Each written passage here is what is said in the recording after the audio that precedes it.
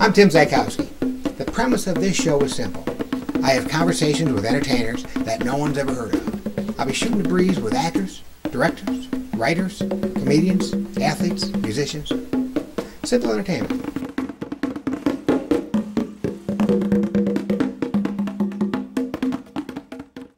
I'm ready. I'm always ready. If you're ready when you're ready, you never have to get ready because that's just how that goes. All right. All right, here we go. Are we ready? I am always ready. We've been there. I'm always ready. If you're always ready, you don't have to get ready. I do 6 to 7 sets a week as a comedian in the dumpiest, rattiest toilet bowls, and I don't mean Portofino restaurant. No, you don't mean... I mean the Canoga Park Bowl or the Studio Suite in Valley Village, California. So, yes, I am ready. There's times, you ever work in a bowling alley where you work on the lanes? And you work on the lanes because the only seats in the bowling alley are the ones that the bowlers sit in? Yeah. And that's where the audience sits, and you walk out on the lane and you do your show from there? No, but the worst show I've ever done was on a moving New York City tour bus. And the thing that you spoke into was only a 1.5 feet tall, so I had to go like this. That's nice. And it was 3 Chinese tourists who just kept yelling, bang zoom, because I looked like Jackie Gleason. Bang zoom, that's nice. They must have saw the repeats. And now you're on my show. Now I'm on the Tim Jankowski Show, channel 495A. Where will this be seen? This could be seen on my DVD player at home. Right. Now this will go down as a classic because you have John Diresta as a guest. We have John Diresta as a guest. Welcome. Hi, welcome to Anybody Who Ain't Anybody. My name's Tim Zykowski. Today we're sitting on stage at the Comedy Room, a beautiful Portofino restaurant in Wyandotte, Michigan. And I'm sitting here with a unbelievably big-time comic, actor, comedian. I don't like the word comic. Not comic. He's not a comic. Do you know the difference between a comic and a comedian? I would like to hear your definition. A comic says funny things.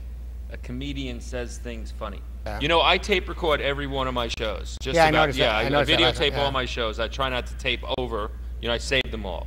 And what I've noticed on the road, when I go back and watch the camera, is at least at not a comedy club, but the seafood restaurants, the Italian restaurants, the big benefit comedy nights. Right. What I noticed was that literally 10 seconds after I say thank you, good night, they rip down the banner, the lights, it's disco night. You know what I mean? They literally, the show you just did, 20 seconds later, it doesn't matter. If I didn't videotape it, it was like nobody even remembered it happened.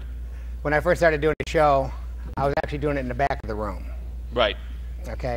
And then the show's over, we'd sit down with the cameras, we shoot the breeze, and they're rolling tables out of here, the banner's coming down in the back of the, this is what's going on. You can see it all happening. It's actually better than the show. Yeah, sure. Watching them change the room around. Yeah. But to answer your question earlier, yes, it's very fun to be on a set. It's fun to have your own little trailer to go back to. It's fun. The food is fun. You usually wind up gaining weight if you're like me because there's free food in abundance. Yeah, yeah. Sandra Bullock, I kind of like her. What's she like? A, she's pretty. B, she's talented. C, she personally has kept my family in LA 10 years. Not only in LA, but in benefits. I've had medical benefits for the last 10 years through the Screen Actors Guild. Oh, nice. Because of the residuals from Miss Congeniality 1 and 2. Really? 4 times a year, I get paid. 4 times a year. That's how that works? 4 times a year. And you have to be in a movie that plays, though. Right. Like, I just got a check the other day from AFTRA, and you could see that it's a check. And my wife and I are all excited because I'm on, I don't know if you know, I was on American Body Shop last summer on Comedy Central. Show did 10 episodes. No. And now it's playing late at night. So I thought, here comes a nice little check. Ripped it open, pulled it out. It was for 85 cents, a residual. Wow. It was for something I did like 10 years ago. But the Miss Congeniality checks are still worth, you know, $2 grand, $5 grand, $7 grand. Imagine going to your mailbox and there's a check for $5 grand. That to me is a fantasy world, part of this world. But it can happen. If you get, you know, there's, let me give you an example. There's a 40-year-old virgin. You seen it? Yes. You know the Indian guy? There's an Indian guy in 40-Year-Old Virgin. Supposedly works at the store with him.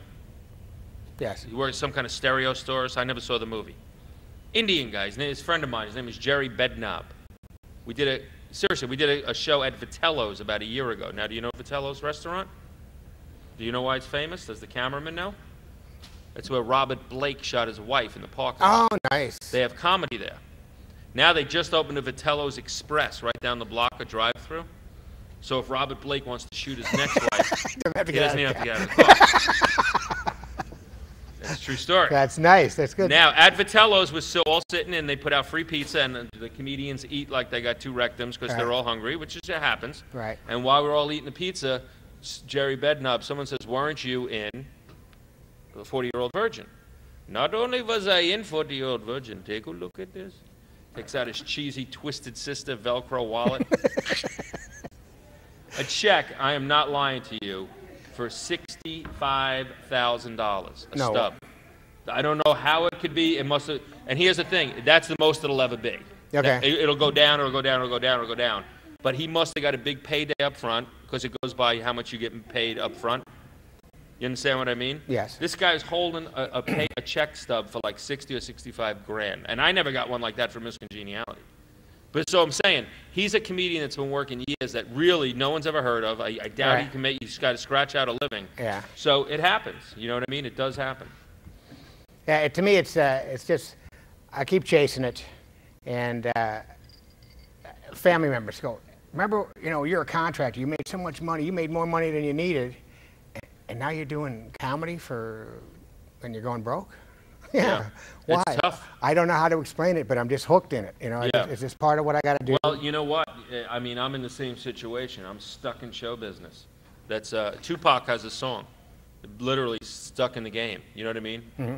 You're stuck. You know, there's nothing. A lot of pickup trucks in Taylor. You know that, right? Pickup trucks everywhere. Yeah. And skullets. You know what a skullet is? No. That's a mullet, but you're losing your hair. A lot of skullets. I think Taylor is ground zero for the skull. Did you see my water squirt?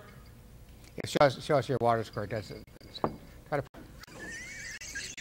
That's what you learn standing around the subway of New York for 12 years in a police uniform. And people say, Tim, you call it anybody who ain't anybody. Why? I am somebody. This is a pretty good reason right here, you know. JohnDiresta.com. Maybe someone watching this, they can go to it. JohnDiresta.com. We can put that right on the screen. You got it. I know the guy that does it. You got it. Okay. Now, John, I want to thank you. Hey, no problem. A lot of fun. My pleasure. I'm glad you were here. Yeah, you got it. And I hope this doesn't take you. You know, the next show will be an AM radio show, I'm afraid. No, this has been fun. We'll compare this to the Tonight Show. Maybe we could do a little. You know what I mean? Yeah, I got condoms and I got Heinekens. Thank you. Good night. With that, John Diresta, thank you very much. Man. Yeah, you got it. And thank you guys for watching, and we'll see you next time. That's a wrap.